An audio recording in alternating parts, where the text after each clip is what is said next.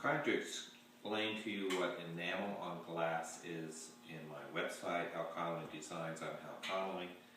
What an enamel is, enamel is a frit, which this is, just basically ground glass, and they have different kinds of frit based on what you're trying to do. With my enamels on glass, I screen print these colors onto the glass, which this will be done. So this is a color, or an enamel, this yellow. And what it is all the colors that I print with are elements like cobalt, or cadmium yellow, or an iron red, elements in nature or chemically made that are added to the flux, which is glass, that makes it a glaze, is what makes it shiny on the glass. This makes the color. So once I have the color that is added to the flux, or the glass, you have this enamel. And what I do with this is I add a medium to it.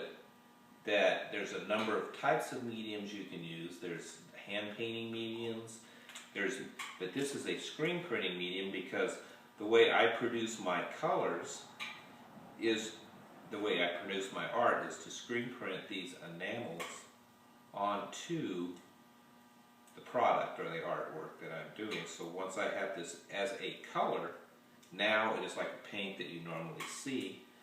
Once it's been put into a medium, then I would put it, I'll take this and I'll put it in my screen here, and I simply screen print this color onto the piece of glass. And once it's been screen printed, then that yellow is on here. And then I take this is printed piece of glass with the enamels on it. And then I put it in a kiln, and all these enamels fire at different temperatures, anywhere between 1100 degrees to 1500 degrees, and then you get the shiny, sheared, fired glass that I would cut the glass down, do whatever, slump it into a bowl if I want to. But this surface here is basically a fired flux with color in it that once it's fired at a certain temperature, it makes this color. And that's hopefully what it is. What you would understand is what, when on my website you see I do artwork, high fire enamel on glass. This is somewhat of an explanation of what that is.